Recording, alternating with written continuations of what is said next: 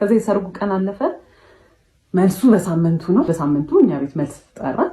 ከዛ ለመልሱ 2 ቀን ሲቀረው ፀጉሬን ለመሰራት ለመልሱ የሱን ስልክ ተቀብዬ የኔ ስልክ ስለዘጋ ፀጉር ቤት ይዤው ሄጄ ፎቶ ልነሳ ምን ላይ እንደደረሰ ፕሮግረሱ ለማየት ፎቶ ተነሳውኝና ዲሌት አድርጌ ከሪሳይክል ቢን ውስጥ ላጠፋው ስገባ ሪሳይክል ቢን ውስጥ ቪዲዮዎች አሉ። ምን ናቸው ቪዲዮዎቹ? ምን ይመስላችኋል?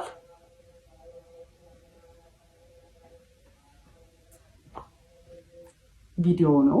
እሱ ከሆነች ሴት ጋር የሆነ ነገር እያደረገ አየሁት። ከዛ I was confused ማለት ማይሆን ቦታ እንደዛ አይነት ቪዲዮ አይከፈትም obviously። ከዛ ወዲያውኑ ቼክ አደረኩኝ፣ አስቀመጥኩት። በቃ ጭንቅላቴ ድንዝዝ ነው ያለው። ከዛ ወዲያውኑ ቴሌግራም ውስጥ ገብቼና ቼክ ማድረግ ጀመርኩ ማለት ነው። ከዛ ሳይ ከማይላላከው አይነት ቴክስት የለም፣ የማያወራው አይነት ሴት የለም።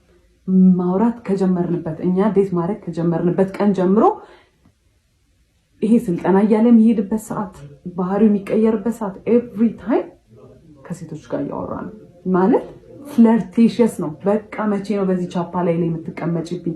መቼ ነው ይሄን የምናደርገው? መቼ ነው ማገኘሽ? አንቺን እንደመውደድ ቀላል ሆነብሽ ሁሉንም ነገር መውደድ ማለት ፉል ኦን ፍለርቲንግ፣ ፉል ኦን ቺቲንግ ማለት ነው። እና ትሩአውት ዘ ሆል እንትን ቺት እያደረገ ነው። እና እነዛ ባህሪዎች እኔ አላቅም ለምን እንደሆነ እንደዛ ማለት ከዛ I find out ቺት እያደረገ እንደነበረ ማለት ነው። ከዛ አየሁት፣ ገባሁኝ። እኛ ቤት ነበሩ እነሱ ዲኮር እየሰሩ ነበረ። ለመልሱ ቀድሞ አይቼው ሊያናግረኝ ሲል ዝም በል እባክህ ምናምን ብዬ ትቼው ሄድኩኝ። ከዛ ቤት ገባን ማታ። ከዛ ኮንፊርም ስላላረኩኝ በስተክክል የቪዲዮውን ነገር እርግጠኛ ስላልነበርኩኝ ብዙ ነገር ማውራት አልፈለኩም። በቃ I was so exhausted። ከዛ ጠዋቱን የመጋረጃ ብረት ግዛ ብዬ ላኩትና ሲሄድ ስልኩን ከፍቼ ሪስቶር ሳደርገው የገባው ካሜራ ውስጥ ነው። መቼ ነው ቺት ሲያደርግ የነበረው? ያንን ቪዲዮ ሲቀረጽ የነበረው ሰርጉ እሑድ ከነበረ ዓርብ ዕለት ነው የተቀረጸው። ያንን ቪዲዮ ከነሰዓቱ ከነምኑ ነው የሚያስቀምጠው። እሺ አየሁት። ከዛ ቪዲዮንም ያው በጣም የዘገነነኝ ሳይሆን በቃ እሱ ነው ከሴትዮዋ ጋር። ከዛ ሲመጣ ምንድነው አልኩት። ገና ሲገባ ምን አለች? ለምንድን ነው ስልኬን የምትነኪው ነው ያለ። ለምን ስልኬን ትነኪያለሽ? እና ጎረቤት ነው ይሰማል፣ ለምን ትጮያለሽ? ከዛ በቃ ከሰው ጋር ተነጋግራችሁ ምን ብላችሁ ተነጋግራችሁ ትግባባላችሁ።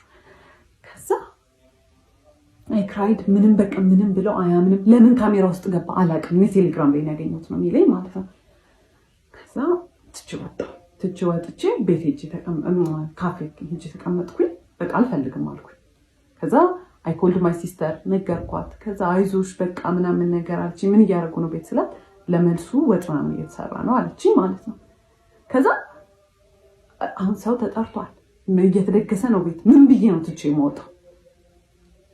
እዛ በቃ ተመልሼ ሄድኩኝ። ምንም አማራጭ የለኝም። ተመልሼ በቃ ላናገረው። ተጠቂ እሱ ሆነ። ሲጀመር ለምን ስልኬን ትነኪያለሽ? ይሄ የኔ አይደለም ምናምን ብሎ እንደ እብድ ማልቀስ ጀመረ። አንቺ በቃ እኔ በአንቺ ምክንያት ማበዴ ነው ምናምን። እንግዲህ ቴክስቶቹ ምንም ማለት አልሆኑም። የዛኔ ያንን ባየሁበት አይነት ቴክስቶቹ ረከሱብኝ ማለት ነው። ስለዚህ ስለ ቴክስቶቹ ራሱ ማንሳት አልቻልኩም። ለምን ስልኬን ትነኪያለሽ ነው የመጀመሪያ ፖይንቱ። ከዛ በጣም ሲያለቅስ ምን እሺ ይቅርታ ምናምን ብዬ በቃ ይቅርታ ጠይቄ አባባይ ሆንኩኝ። እኔ እቺ ተደርጎብኝ እኔ ሆኜ ተበዳዩ ይቅርታ ጠያቂው እኔ ሆንኩኝ ማለት ነው። ይቅርታ ጠይቀው ተይኝ እኔ ባንቺ ምክንያት ለምድ ነው ምናምን አለና ሪቨርስ። ከዛ የመልሱ ቀን ደረሰ። እንግዲህ ይሄንን ቪዲዮ እንደሰማችሁት ይሄ ወንድ በዚች ሴት ላይ ምን አረገ? ቺት አረገ ማለት ነው። ከሷ ውጪ ሌላ ሴቶች ወይም ሌላ ሴት ጋር ሄዶ አደረ፣ ሴክስ አደረገ፣ ተጀናጀነ።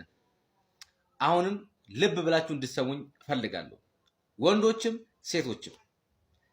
ትዳር መሰረቱ ፍቅር ነው። ፍቅር የሌለው ትዳር አትመስርቱ። ፍቅር የሌለው ትዳር ማለት አየር ላይ የተገነባ መሰረት የሌለው ቤት ማለት ነው። አይጸናም ትዳራችሁ። አንድ ሰው ከልቡ ከወደዳችሁ ካፈቀራችሁ ከናንተ ውጪ ማንንም ሰው አያይም። ከናንተ ውጪ እዚህ ምድር ላይ ያሉት ሰዎች ናቸው እንጂ የሚታዩት ሴት ወይንም ወንድ አይደለም የሚታያት ወይንም የምትታየው ማለት ነው። ስለዚህ ወደ ትዳር ከመግባታችሁ በፊት ያ ሰው ለኔ ፍቅር አለው ወይ፣ እሷ ለኔ ፍቅር አላት ወይ ጠይቁ። ገባችሁ? ፍቅር ከሌለው ግን የሆነ ትዳር ውስጥ ከገባችሁ ገብታችሁ መንቦጫረቅ ነው።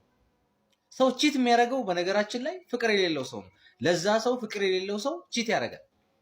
ፍቅር ስታፈቅሩ፣ ፍቅር በልባችሁ ሲኖር፣ ፍቅር ይሄ ስጋዊ ፍላጎታችሁ ነው። ይሄ አልባሌ ነገርን ነው ገድሎ እናንተ ነፃ የሚያወጣችሁ። ከዛ ሰው ውጭ ምንም የሚታያችሁ ነገር የለም።